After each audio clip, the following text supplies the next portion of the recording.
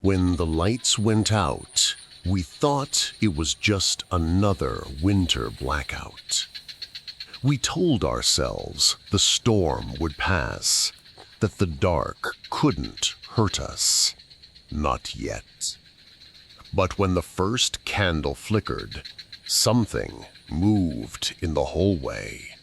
Something that learned our names every time the flame grew weak. By the time we realized the shadows were watching, waiting, whispering, it was already too late. Because tonight, the darkness is alive, and it only needs the light to die. Once. Chapter 1. Chapter 1. The blackout wasn't the beginning. The storm had already been growling across the valley long before the lights went out.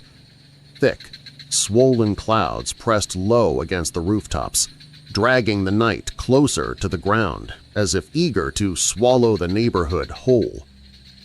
Inside the Merritt house, the last glimmer of normalcy flickered across the living room lamps. Soft, golden light trembling with each distant rumble of thunder. Sarah Merritt noticed the lamps trembling first. She paused halfway down the stairs, her hand hovering over the rail as the bulbs dimmed in a slow, deliberate sag of brightness. Not a flicker, not a surge. No.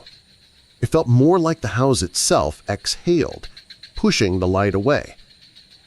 And somewhere deep in the walls, something answered. A soft tap, then a second, too slow, too spaced to be the heating ducts. She listened.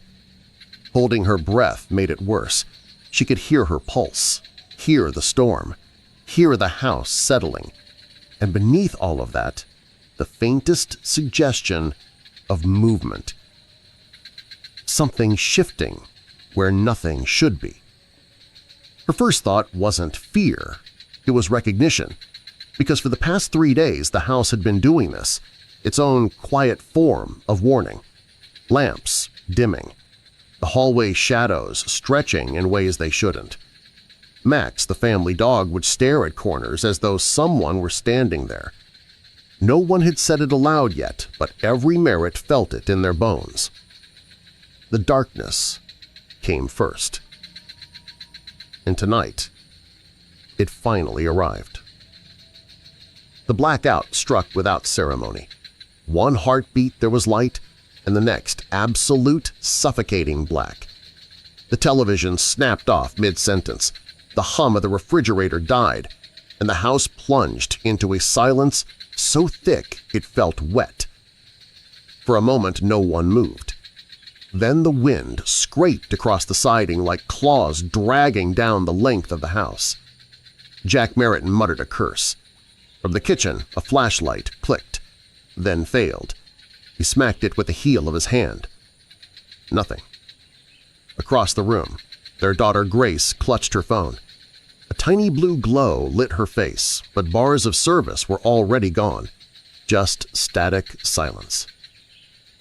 "Whole street's out," Jack said, peering through the front window. "Can't even see the neighbors' generator lights." Sarah joined him, squinting through the heavy rain. He was right. The street was swallowed whole. No distant porch lights, no approaching headlights, no glimmer of anything beyond the bowed silhouettes of trees. A blackout this wide wasn't impossible, but something about the deadness of it felt wrong. No residual glow, no emergency lights, no ambient reflections. Just complete erasure. As their eyes adjusted, the house began offering sound again. Not comfort, just reminders of things they couldn't see. A soft creak from upstairs, a thump from the hallway, the faint dragging sound along the floorboards, far too slow, far too measured to be the settling of wood. Sarah stiffened. Max whimpered. Sarah whispered, "It's just the storm." But even she didn't believe that, because every one of them had noticed the disturbances long before the power died. 3 days ago, the lights in the hallway dimmed every night at 11:13 p.m. on the minute. No flicker, just a quiet draining of warmth. 2 days ago, Max refused to enter the basement. He would plant his paws, stare at the bottom step, and growl at something invisible in the dark.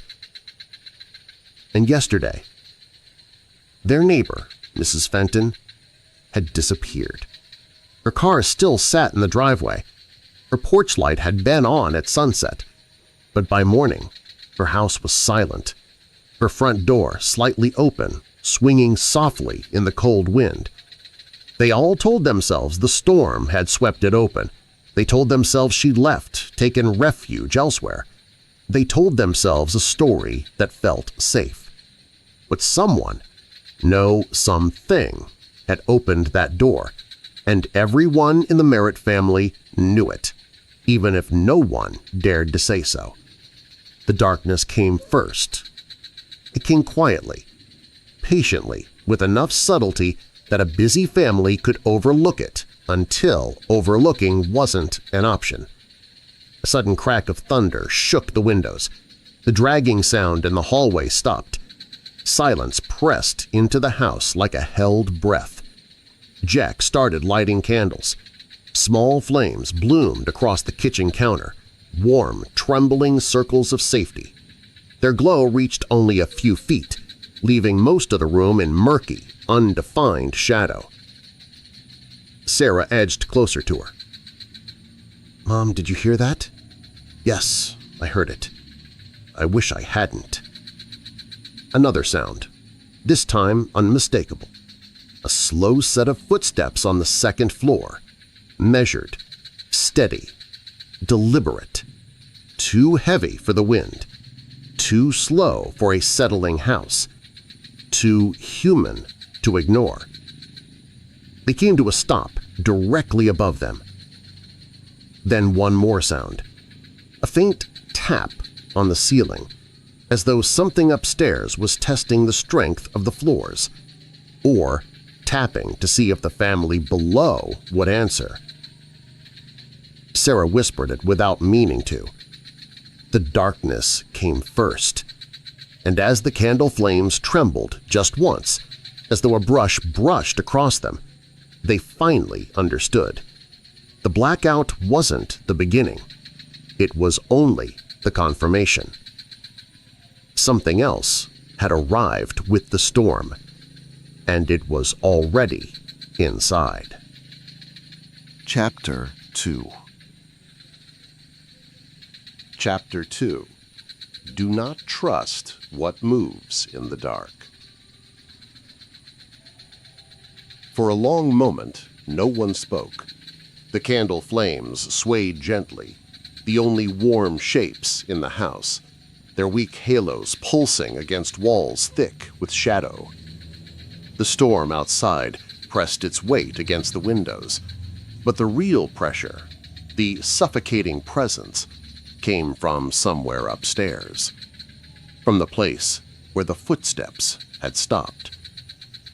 Jack reached instinctively for the drawer where he kept the old emergency flashlight, the heavy metal one they hadn't used in years. His hand trembled as he pulled it open. He tried to make the movement seem casual, but Sarah noticed the way his fingers shook just enough to betray him. He pressed the button. A thin, sickly beam sputtered out, barely alive. He aimed it toward the ceiling, and right then the footsteps returned. Slow, measured, intentional, crossing the upstairs hallway in a steady rhythm. Heel, toe, heel, toe.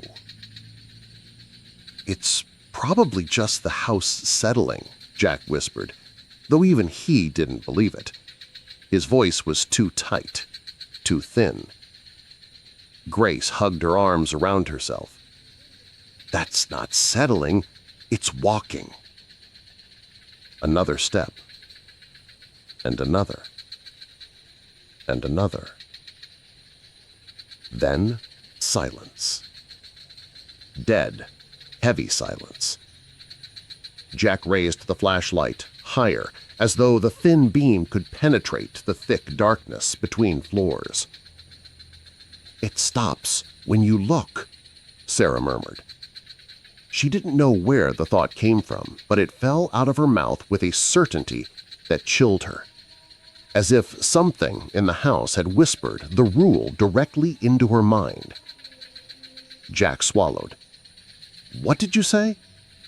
But before she could answer, a new sound drifted down the staircase. A voice. A soft, trembling voice, so familiar that it made Sarah's stomach twist. "Mom?" The voice of Grace. But Grace was standing right beside her. The real Grace froze. Her eyes widened, reflecting the candlelight in tiny fractured shapes. "That's not me," she said under her breath. The voice called again, a little stronger now. "Mom, come upstairs. I need help." Jack shone the flashlight at the staircase. The beam trembled. Nothing waited there. Nothing moved. But something breathed. They felt it, an exhale so faint it seemed woven into the shadows themselves. "It stops when you look," Sarah whispered again, this time with more fear, more understanding. The rule wasn't a warning. It was a description. The footsteps began again, except now they were running, fast, charging from the far end of the upstairs hallway towards the staircase. The family braced. But just as the sound reached the top step, it stopped. Not faded, not slowed. Stopped instantly, unnaturally, like a puppet string pulled taut. Grace whimpered. Sarah put a protective arm around her. Even Max, who had been hiding beneath the table, crawled backwards, ears flat. "That's your voice," Sarah whispered. Jack's face drained of color. "That's impossible." But the whisper came again, mimicking him perfectly. Tone, cadence, breathiness. "Come up here. It's safe." Then silence.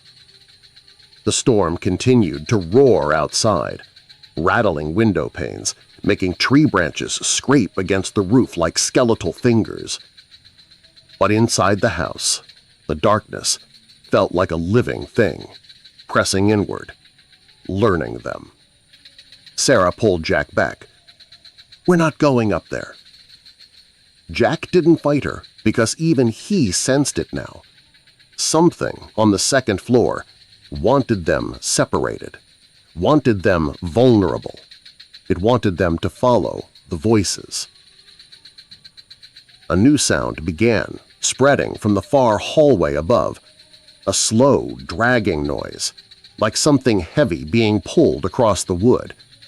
But then, when Jack lifted the flashlight, it stopped. "It stops when you look," Sarah said again, her voice trembling. Grace nodded, tears forming in her eyes. "It's waiting for the light to go out." The idea hung in the air, chilling them more than the icy draft sweeping through the room. The candle nearest the staircase flickered. Just once, a brief stuttering of flame. Then again. "Jack," Sarah whispered. "It's getting closer." They couldn't see it. They couldn't hear it now. But they could feel the darkness tightening around them. The candle's flame quivered violently. Jack stepped back. "Stay together. Don't move." But it was too late. In the upstairs hallway, something exhaled. A long, slow breath that slid down the staircase like a cold hand reaching through the dark. The Merritt family stared into the blackness at the top of the stairs. The blackness stared back. And just before the candle steadied again, they heard one last whisper. A perfect imitation of Sarah's voice this time. Don't trust what moves in the dark. The candle steadied, but the warning remained, and the house listened. Chapter 3. Chapter 3. When the candle flickers, don't blink. For a while, the house stayed painfully, unnaturally still. The family remained gathered near the kitchen island, the soft glow of 3 candles forming a trembling triangle of safety. The storm continued beating against the roof, but inside the walls, the silence felt intentional, like the house was listening, waiting for something to shift. Grace was the first to notice the candle nearest her behaving strangely. The flame wasn't flickering. It was bending. A gentle, consistent lean, as though drawn toward something just outside the reach of its own glow. She watched it, her breath tightening. "Mom, look." Sarah followed her gaze, brows knitted. The flame bent again, pulled sideways, bowed unnaturally low, before springing upright. There were no windows open. No draft touched the room, and yet, "It's like something's breathing on it," Grace whispered. Jack moved closer, instinctively protective. "It's probably the storm." But even as he said it, he knew he didn't believe the words. The flame bowed once more, deeper this time, almost as if bowing towards something. Grace's heart hammered. When the flame bends, something is near. Sarah froze. It was the same tone, the same eerie certainty she'd felt when she uttered the phrase from earlier, "It stops when you look." Except this time, it was Grace speaking the truth without understanding how she knew it. Jack muttered, "Don't say things like that." But they all felt it. Something was near. The flame bent again. Grace leaned in just enough to see past the candlelight's yellow halo and into the deeper dark beyond. And that's when she saw it. A shape. Barely there. Just the faintest outline of a figure standing at the edge of the room. Its form existed only in the negative space where the candlelight failed to reach. A tall, thin silhouette whose features blurred in and out of visibility with every sway of the flame. Grace gasped and stumbled backward. "It's there! Something's there!" Jack thrust the flashlight beam toward the spot, but the moment the light hit, the shape vanished. Just gone, like it had never existed. The candle flame snapped straight, steady, calm. Jack swept the light back and forth. "Grace, nothing's there." Grace shook her head violently. "No, it was there. It only showed up when the flame bent." Sarah swallowed, studying the candle. It trembled softly again. "Let's test it," she said quietly. Jack looked at her startled. "Sarah, No, if something's in this house with us, we need to understand it. They moved one candle to the center of the room. Jack checked the air vent, closed. He checked the windows, latched tight. The door frames, no drafts. Then he stepped back. The candle burned straight and pure for several seconds. But as the storm growled, a low whisper drifted through the room, too faint to recognize, yet unmistakably human. And the flame bent. Sarah sucked in a breath. There! Grace didn't want to look, but she did. And there it was again, faint, tall, wavering, as though made of darkness itself, a figure forming in the edges between light and shadow. The details slipped like smoke when she tried to focus, but its presence, that she felt with absolute clarity. When the flame bends, something is near. The whisper came again, closer this time. Jack shouted, "Show yourself!" The candle straightened instantly. The shape vanished. Silence swallowed the room. Sarah pressed her hand to her lips. "It doesn't appear when we try to see it." Jack paced, furious with fear he couldn't rationalize. No drafts, no leaks, no gaps. This doesn't make sense. Grace stared at the candle, her voice small. "It's not physics, Dad. It's following the light." "You don't know that." But the truth sat heavy on them all. They tried again, moving the candle to the hallway.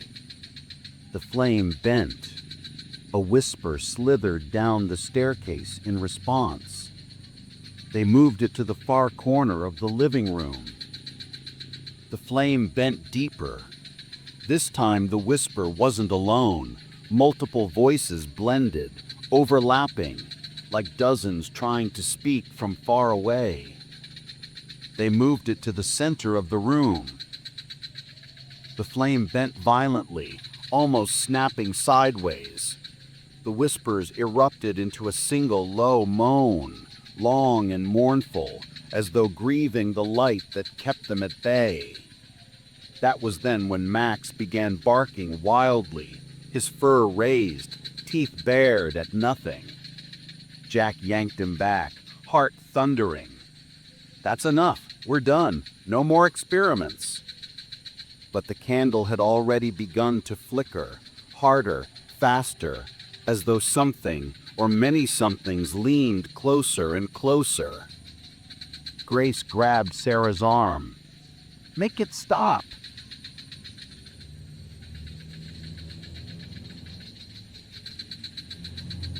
The flame sputtered, bent, flattened, nearly extinguished. Sarah gasped. "Jack!" He lunged toward the candle.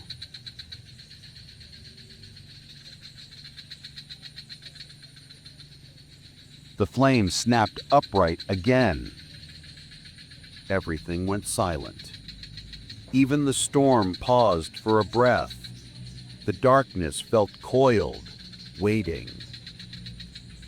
Grace whispered the words she now understood in her bones. When the flame bends, something is near.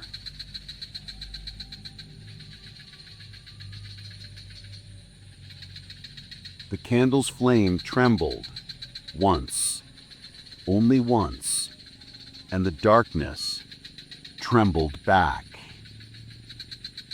Chapter 4.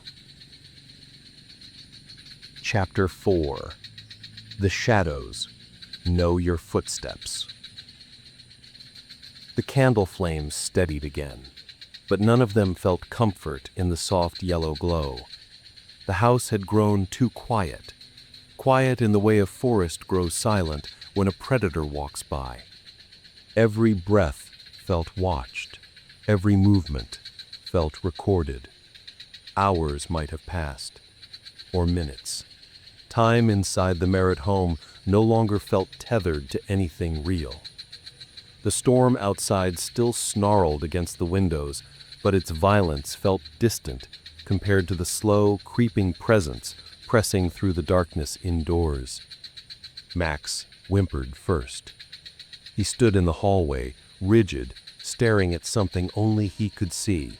His growls were low and trembling, yet his tail was tucked between trembling legs.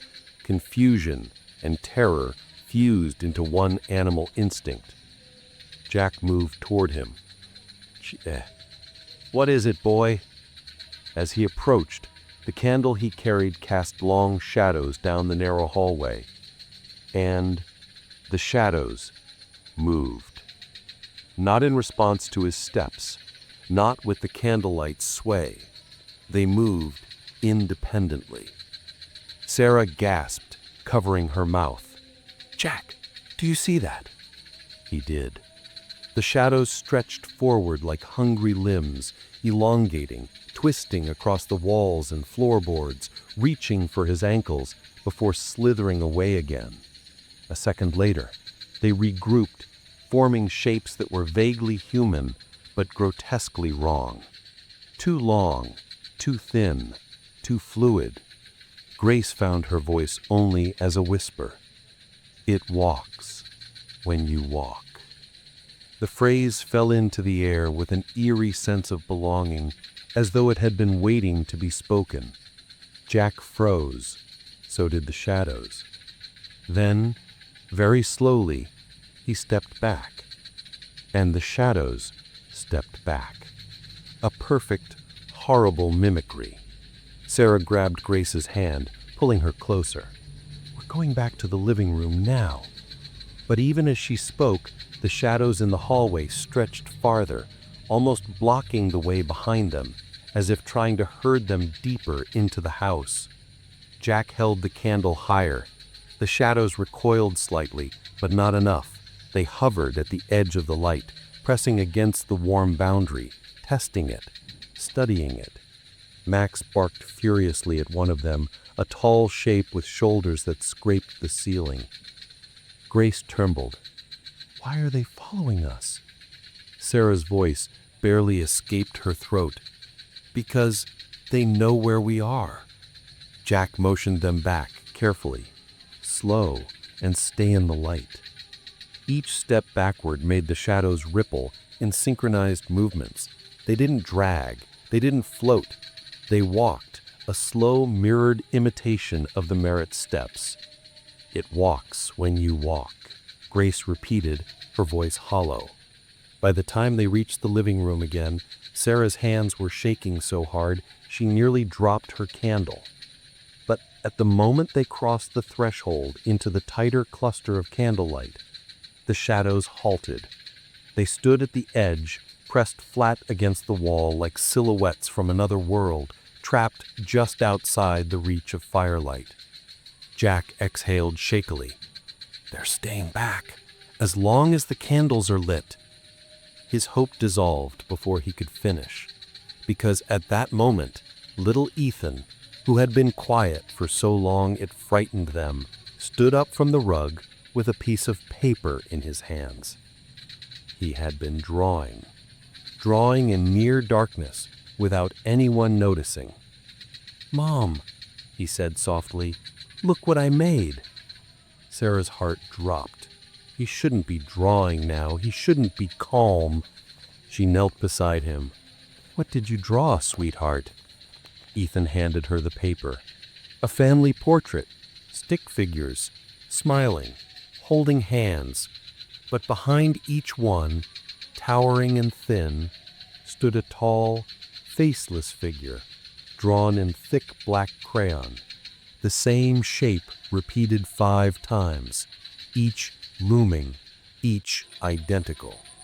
One behind Jack, one behind Sarah, one behind Grace, one behind Ethan, and one behind Max.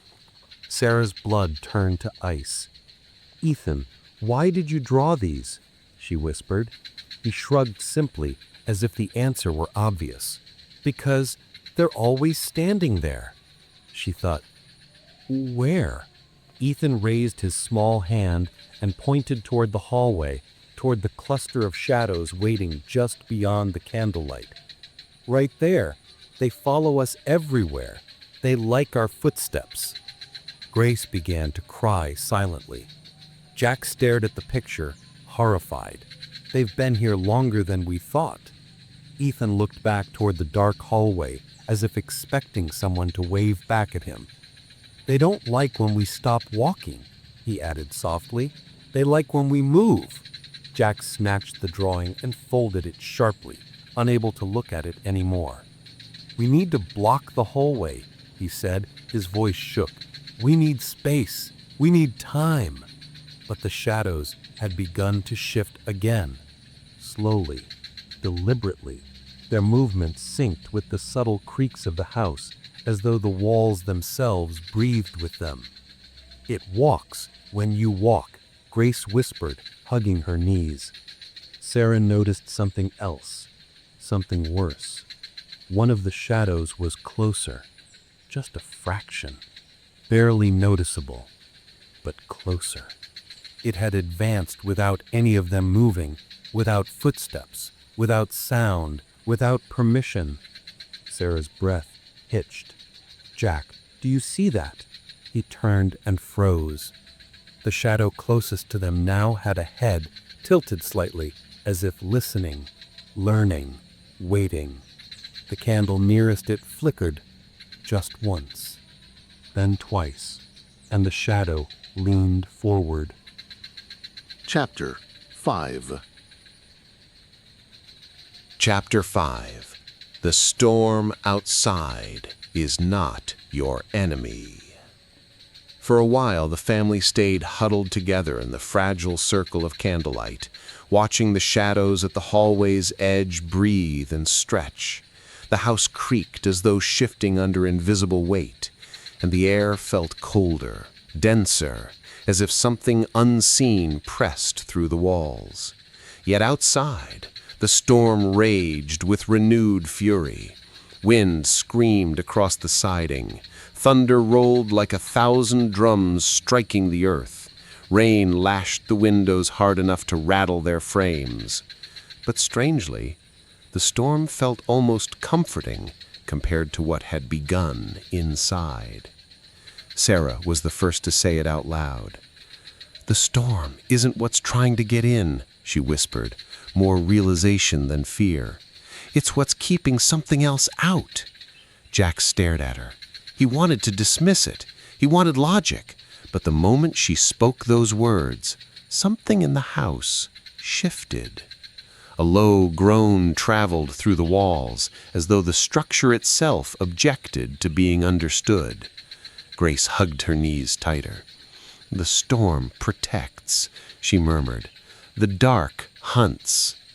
The phrase slithered into the air as if carried by instinct. She didn't know why she said it. She didn't want to. But it felt true, terrifyingly, undeniably true. Outside, another rumble shook the earth, vibrating through the floorboards. And for a brief moment, the shadows at the edge of the candlelight recoiled, shrinking backward, hissing into the deeper dark, as though the storm itself pushed them away. Ethan pointed with trembling fingers. "They're scared of it." Jack narrowed his eyes. "Storms don't protect things. They destroy things." But even as he spoke, the truth pressed tight around them. The shadows moved like animals avoiding fire. Another thunderclap boomed. This time the shadows shuddered violently, twisting, snapping into sharper shapes before dispersing like black mist. Sarah whispered, "The storm keeps them from getting stronger." Jack opened his mouth to argue, but the house answered for him. A crackling roar tore through the night as a massive tree limb broke loose outside. The sound, sharp as lightning cracking bones, split the air. A second later, glass exploded inward as the limb smashed through the living room window. Wind blasted into the house. Rain sprayed across the floor. Cold air surged like a living thing. And with it, darkness entered. Not the shadow of night, not the absence of light. Something else. A thick, inky darkness poured in through the shattered window like spilled tar, sliding seamlessly across the hardwood floor. It moved with purpose, coiling, stretching, expanding across the room. Ethan screamed. Grace grabbed Sarah's arm. Jack stumbled backward, knocking over a candle. The flame went out. Instantly, the darkness surged toward the extinguished spot, spreading faster now, pulsing like a heartbeat. "The dark hunts!" Grace cried. "Dad, move!" Jack scrambled to relight the fallen candle, hands fumbling with the matchbox. His breath stuttered as the living darkness crept toward him. Sarah grabbed another candle and thrust it forward, pushing back the advancing shadow. The candlelight hit it, and the darkness recoiled violently, curling away like burnt skin. Jack struck a match. It fizzled. Another, and another. Ethan sobbed behind him. "Hurry!" Finally, a flame sparked to life. Jack lit the candle, thrusting it toward the darkness. The living shadow shrieked, not audibly, but in vibration. The air itself trembled as it recoiled, drawing back toward the broken window. Sarah watched it retreat. "It's scared of the light." "No," Jack said, breathing hard. "It's scared of losing darkness." Grace trembled. "And the storm, it keeps darkness weak." They all turned toward the window. The storm outside raged brighter, louder than before, almost furious. Sheets of rain crashed inward, but instead of worsening the horror, the violent downpour pushed back the dark tendrils that had seeped across the floor. It was like watching fire fight fire. The family stood spellbound as the darkness slithered back through the broken window, resisting, clinging to the edges, until a bolt of lightning cracked through the sky. White light flooded the room for a fraction of a second, and the darkness outside recoiled so violently it vanished from sight entirely. Then the night returned, heavy and trembling. The Merritt stood frozen, soaked, shaking. Wind howled through the broken window. Rain poured onto the floor in cold streams. Glass glimmered across the room like scattered teeth. But the thing, whatever it was gone. For now. Jack exhaled sharply. "We need to cover that window." But before he could take a step, Ethan tugged his sleeve. His voice was small. "Dad, what if covering it keeps the storm out?" The question hung heavy in the air. If the storm was their shield, then blocking the broken window might be the worst thing they could do. Sarah looked toward the hallway where the shadows had gathered before. They were gone. No, not gone. Waiting. She felt it. She knew it. Grace whispered, "When the storm weakens, they'll come back." Jack stared at the broken window, torn between fear and survival instinct. Outside, the wind screamed louder, like a warning. Inside, a cold whisper slid across the floorboards. The candles flickered once, then twice. Then, everything went quiet, too quiet. Sarah's breath caught. "Jack, behind you!" He turned slowly. At the very edge of the surviving candlelight, a tall, thin shadow stood motionless, its head tilted, listening, learning. Chapter 6. Chapter 6. What the darkness learns, it never forgets. For several long seconds, no one moved. The tall, thin shadow at the edge of the candlelight stood as still as carved obsidian, a featureless figure, all limbs and angles, perfectly motionless, but unmistakably aware of them. as though it were waiting for the next breath, the next fear, the next mistake. Jack held the candle up, hands trembling. "It's closer than before," Grace whispered. "It learns fast." The phrase sent a chill crawling up Sarah's spine. She didn't know how, but she felt the truth in it. The darkness wasn't just present, it was watching, studying, learning. As if answering her thoughts, the shadow leaned forward a fraction, not enough to move into the light, just enough to acknowledge that it could. Ethan clung to Sarah's leg, face buried against her jeans. "I don't like it. Make it stop looking at us." But before Sarah could comfort him, something else happened. A sound. Soft. Faint. Almost like breath sliding across cold stone. Then, "Ethan." The voice was wrong. It was too quiet, too stretched, like someone speaking through water. Ethan's head snapped up. "That's not me," he whispered automatically, as though expecting the imitation. The voice came again, curling through the darkness like smoke. "Ethan." Grace covered her ears. "Make it stop." But the shadow didn't stop. Instead, it changed. A ripple passed through it, subtle and unnatural, like a glitch in a moving picture. Then it whispered again. This time, "Mom." Sarah's breath froze. No, not that voice. It wasn't a mimic of someone living. It wasn't even a mimic of someone present. It was a voice she knew from long ago. Soft, tired, with the faint rasp of illness. Her sister. Her dead sister. Sarah staggered back, heart hammering, nearly dropping her candle. No, that's impossible. The voice drifted closer from the basement stairwell behind her. "Sarah, come here." Cold washed over her entire body. It knew. It knew exactly which memory would unravel her. Grace shook her head violently. "It's learning us. It learns fast." Jack stood rigid, but then a change came over his expression. Something hollow, something terrified. He wasn't looking at the shadow now. He was looking past it, into the far corner of the room where darkness gathered thick as oil. Sarah followed his gaze. Something else was forming there, smaller than the tall shadow, broader, hunched, and shoulders that rose like mountains, a shape pulled directly from memory. Jack's childhood nightmare, the one he'd told no one about for years. His voice cracked. No, not that. You can't." The shape responded without words, just a low rumble, like a growl dredged from a cavern beneath the earth. Ethan backed away shivering. "Dad, what's wrong?" Jack could barely breathe. "It knows what I'm afraid of."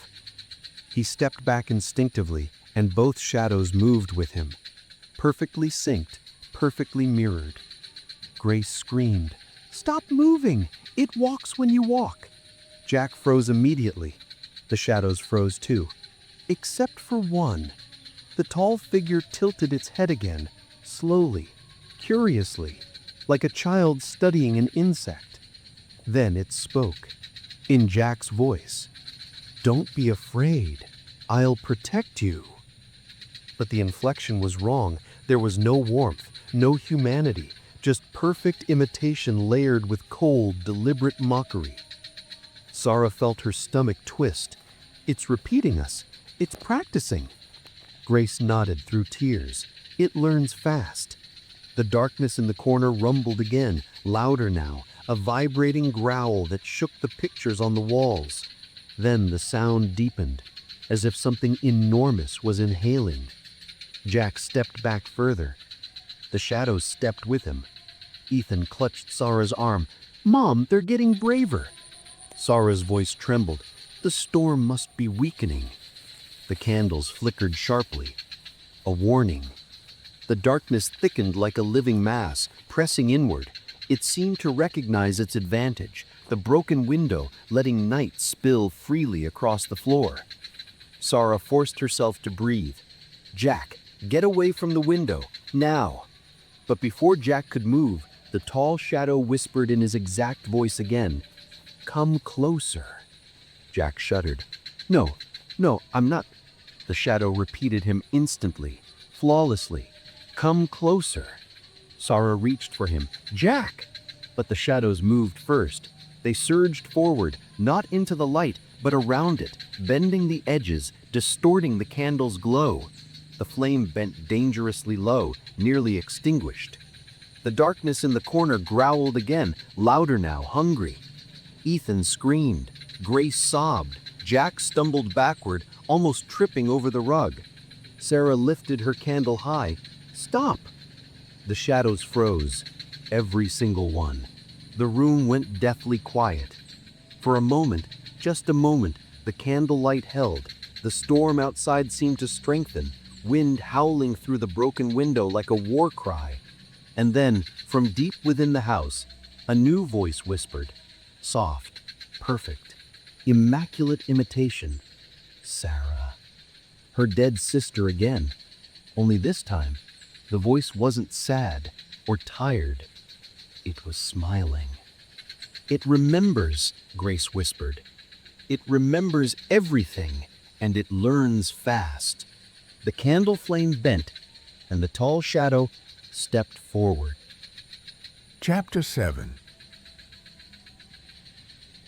Chapter 7. Run, but do not leave the light behind. For a moment, no one breathed. The tall shadow's step forward was slight, just enough to suggest intention, but the meaning was unmistakable. The darkness had grown bold, confident. It was no longer bound to the far edges of the walls. Jack clutched the candle tighter. "We can't stay here anymore." Sarah nodded, eyes wide. "It's learning too fast. We have to get out of the house." Grace shook violently, wiping tears from her cheeks. "But how? The storm." "The storm protects," Sarah whispered. "The dark hunts." If the storm was their shield, they needed to move while it still raged. Jack guided them toward the front door. "Stay close. Stay in the light." The phrase rose instinctively, like a survival mantra. "Light is the only map." He repeated it silently in his mind. "Light is the only map. Light is the only map." Because in this house, in this night, darkness was no longer empty. It was a predator. Ethan clung to Sarah as they crossed the living room. Shadows pressed along the walls, shifting like trapped animals pacing behind bars of flickering candlelight. Jack pushed open the front door.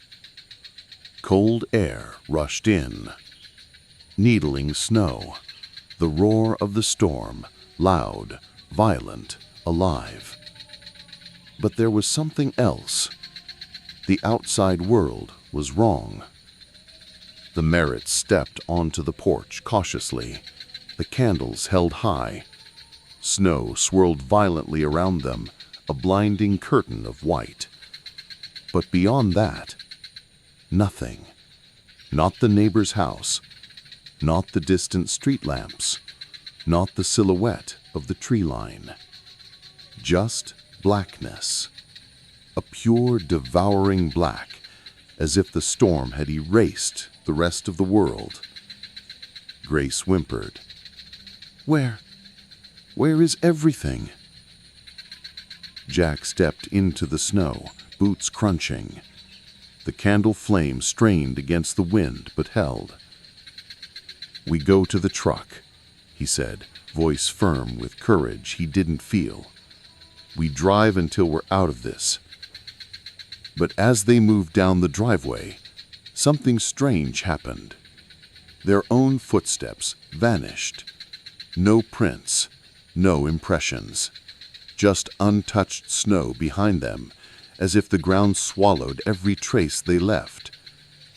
Ethan clutched Sarah harder. "Mom, the snow ate our steps." Jack turned in a slow circle. Nothing behind them. Nothing ahead. Even the truck, parked only 20 feet away, seemed to flicker in and out of clarity, like a mirage struggling to exist inside the storm. Grace whispered the phrase that had become truth. "Light is the only map." "If we lose the candles, we're lost," Sarah breathed.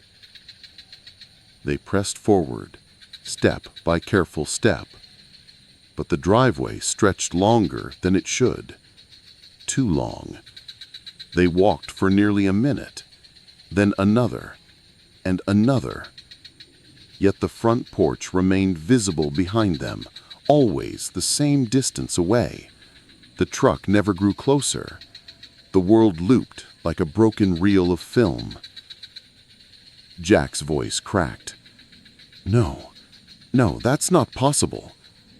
Grace sobbed quietly. "We can't leave." But Jack refused to accept it. He lifted his candle higher, squinting through the violent snow. "We keep going. There has to be a way through this." Sarah shivered, teeth chattering. "Jack, the storm is trying to keep us near the house. It's protecting us from something worse out there." He didn't respond, because for one moment, the snow thinned just enough for the lantern he carried to reveal something in the whiteness ahead. Shallow markings, dozens of them, curving, scraping lines etched into the surface like claw marks. But the marks had no source, no direction. They began in the empty dark and ended behind the Merritts. Grace stared horrified. "What made those?" Jack crouched, lantern low. Snow hissed around the edges of the light. The markings were too thin for tools, too wide for animals, too deep for anything human. They looked like something invisible had carved its shape into the snow, something that moved in absolute silence. The tracks ended only a few feet behind the family, pointed directly at the house. Sarah whispered, voice trembling. "It's like they're being pulled back, like everything leads back to the house." Ethan nodded slowly. "Because that's where it lives." The storm howled violently. A gust nearly snuffed one of the candles. Jack cursed and shielded the flame with his hand. "We can't stay out here. If the candles go out..." He didn't need to finish. The darkness beyond the storm waited like a mouth. Sarah turned toward the house, suddenly realizing something chilling. Inside the house, at least they saw the shadows. Out here, the dark was limitless. "Jack," she urged, tugging his sleeve. "We go back, now, before the storm shifts." He hesitated just long enough for something to move in the snow. A ripple, a shiver, a crease in the white surface like invisible weight stepping closer. "Jack," sobbed Grace. "Mom, it's following us." The snow shifted again. A second ripple. Closer now. Grace clung to Sarah. "We're not alone." Jack lifted the lantern high. Its light washed across the driveway and revealed the impossible. More claw marks, hundreds of them, all pointing inward toward the Merritt house. Every path, every line, every mark made by something unseen led home. Grace trembled violently. "Light is the only map," she repeated. "Light is the only map." Because without it, they would be swallowed. Jack made the decision. Back inside. Move! They ran, not daring to extinguish the candles, not daring to look behind them. The storm whipped at their clothes, pushing them, urging them, driving them toward the porch. They burst through the front door and froze. The shadows inside the house had gathered. Dozens of them, tall, thin, waiting, as if sensing the family's return. One shadow stepped forward, head tilted, studying the lantern's trembling glow. Grace whispered, barely audible, "It didn't want us to leave." The lantern flickered. The shadow leaned closer. Chapter 8. Chapter 8. The house remembers what you fear.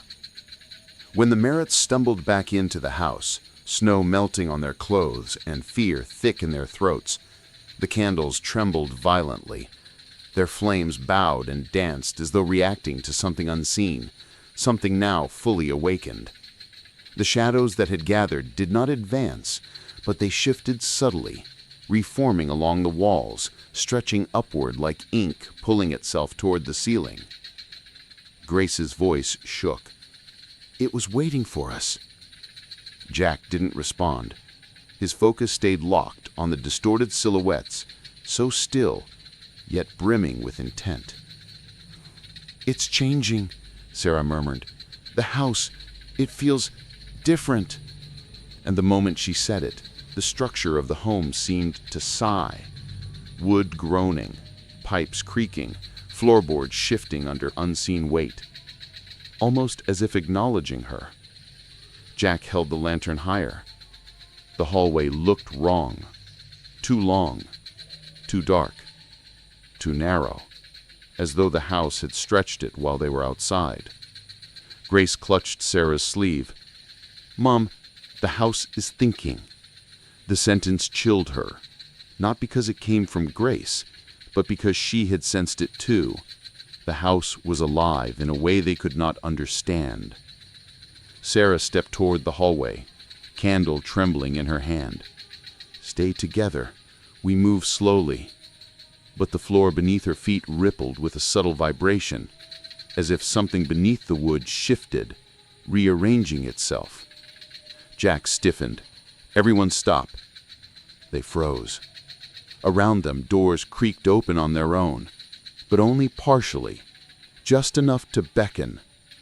Sarah looked to her left. The kitchen door, normally a simple wooden frame into a bright, familiar room, now revealed something impossible. It wasn't the kitchen at all. It was a hallway from her childhood home. The yellow wallpaper, the peeling baseboards, the faint floral scent she thought she had forgotten. Sarah's stomach dropped. No, that's not real." But the memory was too vivid, too perfectly replicated. A whisper drifted through the doorway. "Sarah."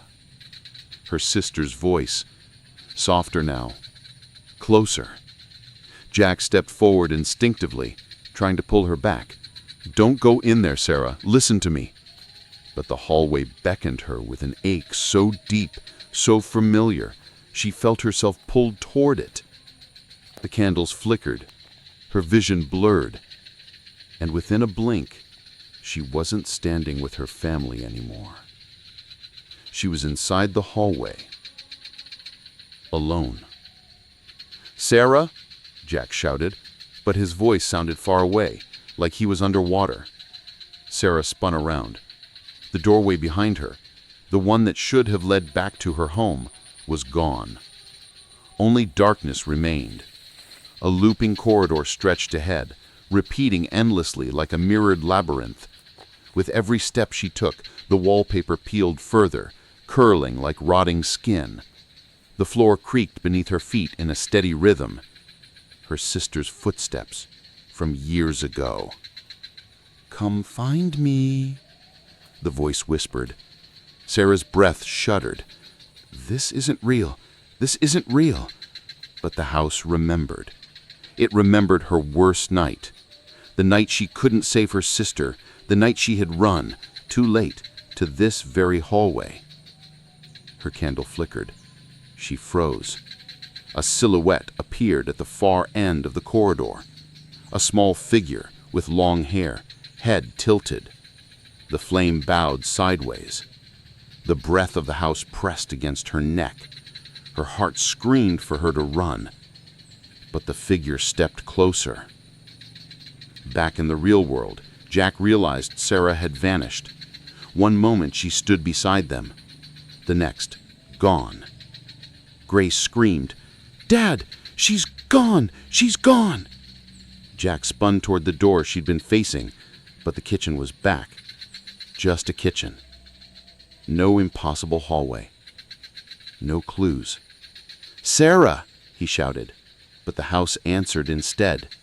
A new door swung open down the hall that should have led to a linen closet. Instead, Jack saw himself, a version of himself, dead, lying crumpled on the floor, neck twisted, eyes wide in horror. He slammed the door shut instinctively, but another door opened beside it. He saw himself again, this time slumped against a wall, throat darkened with bruises as though hands had squeezed the life from him. Jack stumbled back, nearly dropping the lantern. "No, no, this isn't real!" Grace cried out as more doors opened. Each one showed Jack dying in a different way. Falling, strangled, consumed by shadows, dragged beneath the floor, screaming until his voice vanished. Ethan sobbed, clinging to Grace. "Dad, stop looking! Stop looking!" But the house wanted him to see. It wanted him to know it understood him. It wanted him to feel the terror of inevitability. Grace whispered again, voice small and hollow. "The house is thinking." The floor vibrated beneath them, low, pulsing, like a heartbeat deep below. Ethan yelped, "Dad! Grace! Look!" A thin line of darkness oozed from beneath the hallway closet door. Slow, deliberate, seeping like black blood. The lantern flickered sharply. Jack grabbed his children. "We find your mother now." But as he turned, the hallway stretched again, doubling in length, doors multiplying along the walls like rows of teeth. Behind one door they heard Sarah scream. Grace lunged toward it, but the door slid farther down the hall, impossibly moving away from her. Ethan cried harder. "The house won't let her out!" Jack raised the lantern high. Its flame wavered. The shadows thickened. And at the far, impossible end of the stretching hallway, a tall, thin figure stepped forward, waiting, watching, remembering. Chapter 8. Chapter 9. They come when the flame grows small. The hallway pulsed with unnatural movement, stretching and contracting like the living throat of some massive creature. Doors repositioned themselves in impossible ways. Stairs appeared where none had been. Shadows pooled thick as tar in the corners where the candlelight couldn't reach. Jack tightened his grip on the lantern as Grace and Ethan clung to his sides. "We find your mom," he whispered. "Stay in the light, no matter what." But the flame inside the lantern had begun to shrink. Not flicker, shrink, as if something were slowly, deliberately drinking it down. Grace noticed first. "Dad, the flame! It's getting smaller!" Jack lifted the lantern and nearly dropped it. She was right. The flame, once bright and steady, was now half its size, barely more than a trembling orange bead inside the glass. Ethan whimpered, "What's happening to it?" A whisper drifted through the hallway, curling around them like breath brushing the back of their necks. "That's what it said. The one in the corner when Mom disappeared." Jack stepped forward anyway. He didn't have a choice. "Sarah!" His voice was swallowed instantly, absorbed by the hallway's shifting walls. But something else answered from behind a door. A faint, muffled scream. "Sarah!" Grace bolted toward the sound, but the lantern flickered violently and Jack grabbed her arm. "No, stay in the light!" But the flame kept shrinking. With every step they took, with every inch the lantern moved, the light diminished as though the dark were feeding on hope itself. And then the first shadow appeared. It rose from the floor like steam, gradually solidifying into a humanoid outline, arms long, legs longer, head bowed. Its shape was not the tall entity they had seen before. This one was different, smaller, shaking. Grace gasped. "Dad, that looks like a person!" Jack lifted the lantern higher, and in the weakened light, the figure gained clarity. Bones showing beneath stretched shadow skin. Fingers crooked into unnatural angles. Mouth open in a silent scream. Ethan clung tighter to Jack. Another whisper crawled through the dark. "They come when the flame grows small." Another shadow formed. Then another. And then another. Dozens rising like figures climbing from a black ocean, each one gaunt and distorted, each one shaped by suffering.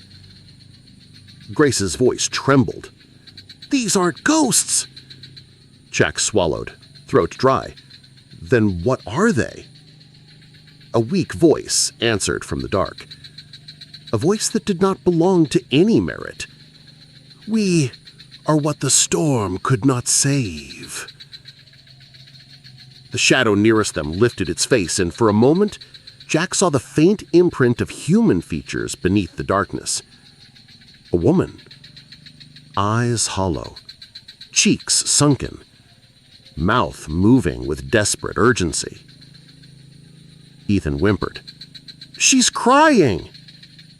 Grace's tears spilled freely. "They're people! They used to be people!" The woman's shadow reached out, not to attack, but as if begging for help. Her fingers dissolved at the edges like smoke. Jack stepped back. "We can't help them. We need to find your mother." But the shadows weren't trying to stop them. They were warning them. When the flame shrinks, the world thins and we fall and fall. Grace stared in horror. "They're trapped!" Jack nodded slowly. "Between worlds." "Because the darkness took them. Storms before this one. Other nights like tonight." Ethan tugged Jack's sleeve and pointed with a shaking hand. "Dad, it's almost gone." The hallway groaned and stretched again. Doors shifted forward like sliding puzzle pieces. The shadows around them moved closer, not attacking, not reaching, but circling the family protectively. Or desperately. "Why are they doing that?" Grace whispered. Jack swallowed hard. They're afraid of what happens when the light goes out. A boom of thunder rattled the walls. The lantern flickered so violently Jack clenched it with both hands. "When the flame shrinks, the world thins," whispered a chorus of shadow voices. Ethan cried into Sarah's missing arm. "What does that mean?" Jack lifted the lantern one last time, heart hammering.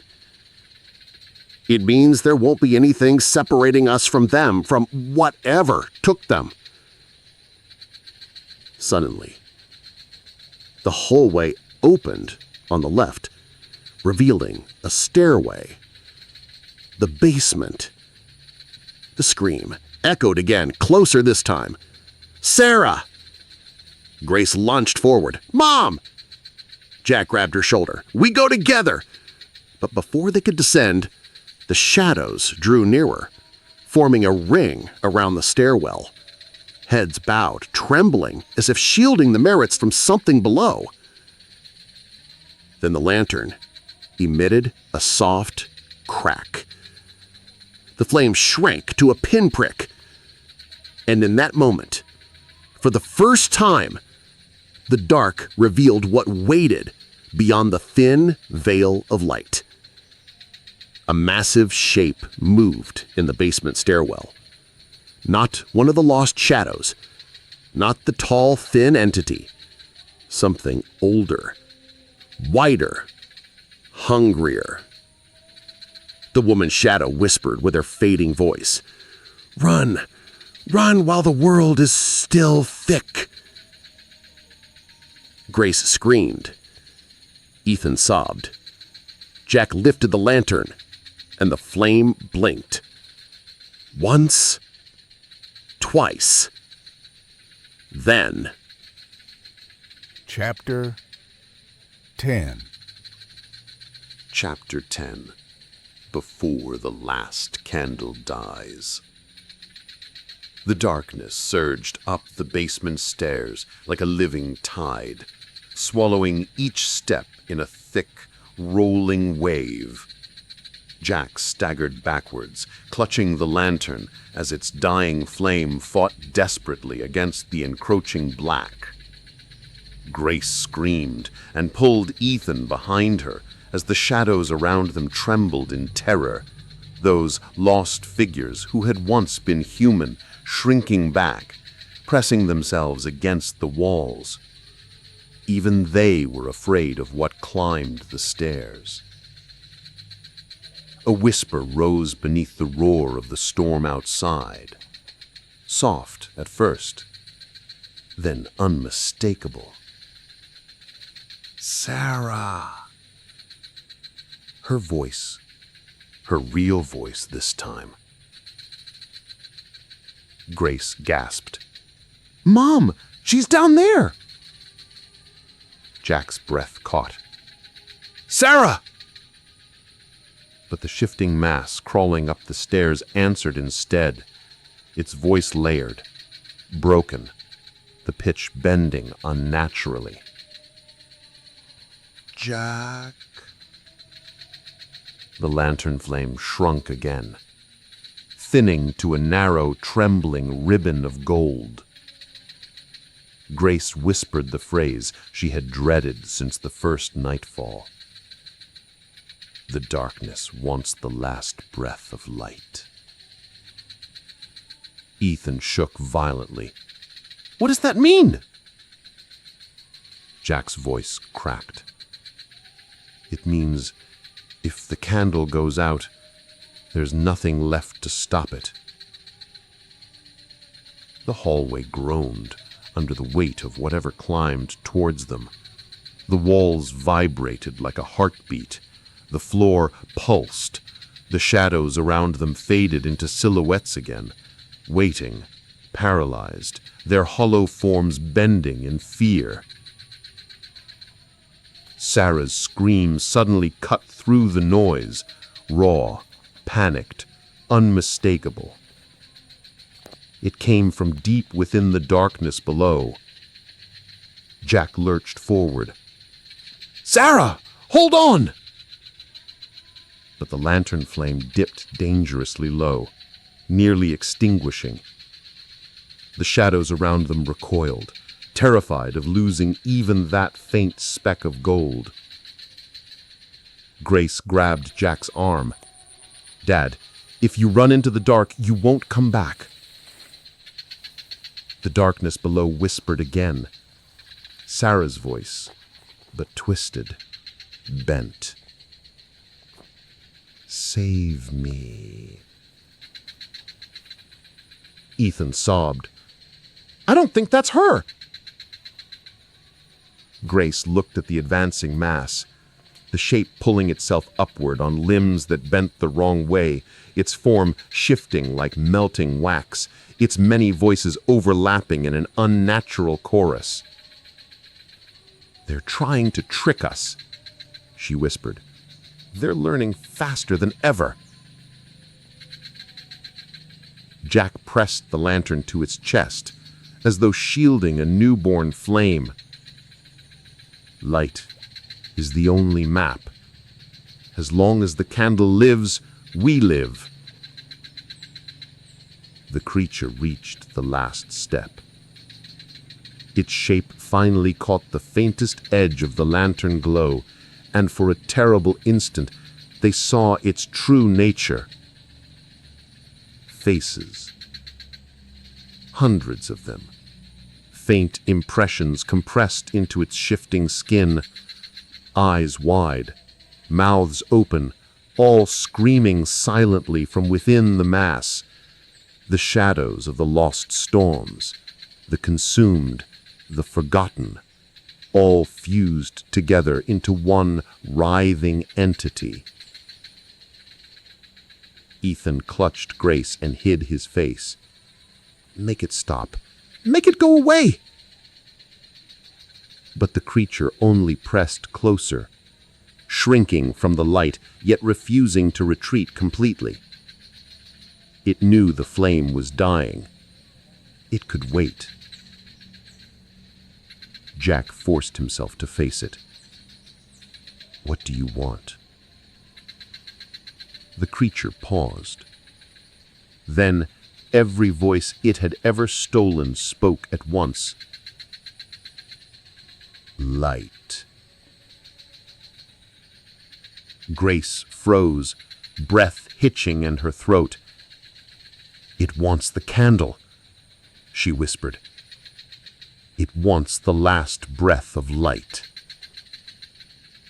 The lantern flame sputtered sharply, shrinking again, now barely larger than the glowing ember of a cigarette. One final push, and the world would collapse into night. Sarah's voice, real or not, screamed again, closer, echoing from inside the creature, from somewhere deeper still. Jack faltered. Ethan grabbed his sleeve. "Dad, please don't go." Jack's hands trembled on the lantern. "She's my wife. I can't leave her." Grace shook her head violently. "Dad, listen to me. If you go into the dark, we lose you both." The creature crept closer. The lantern dimmed further. And then Jack said the words he had been avoiding. "We can't all survive this." Grace stared. "No. No, Dad, don't say that." Ethan cried openly now, tears freezing on his cheeks. The shadows around them stirred, softly, mournfully. They knew the truth. They had lived it. They had died in it. The creature whispered again, now using Jack's own voice. "Give it to me." Jack shut his eyes. He understood now. The darkness didn't want to kill them. It wanted a trade. The last light for one final soul. Grace shook her head violently. "You're not doing this. We can find another way." Jack looked at Ethan, small, shaking, terrified, and Sarah's faint scream echoed once more in the deepest part of the house. He spoke softly, voice breaking. "If one of us goes, the rest can live. The storm will hold if there's still light." Grace froze. "No! No, Dad, don't do that!" Ethan cried openly now, tears freezing on his cheeks. The shadows around them stirred, softly, mournfully. They knew the truth. They had lived it. They had died in it. The creature whispered again, now using Jack's own voice. "Give it to me." Jack shut his eyes. He looked at his children. He looked at the creature. He lifted the lantern one final time. The flame flickered, shrinking to the smallest ember, and the house exhaled. The darkness surged inward, and Jack made his choice.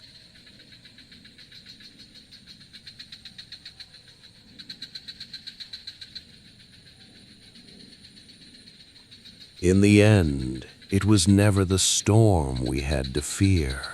It was the silence between each flicker of the flame, the breath of the dark learning who we were, waiting for the moment we believed we were safe. The shadows didn't need strength, they only needed time, and we gave it to them. Every fear spoken, every doubt whispered, every step taken in blindness became an invitation. The darkness listens, the darkness remembers, and the darkness follows those who forget what light is worth. So if you hear footsteps when the power goes out, if a candle bends without wind, if the shadows lean closer than they should, don't pretend you're alone. Not tonight, not ever, because the dark is patient and it knows your name now. If you want the next story, keep a light on and follow this channel before the last candle dies.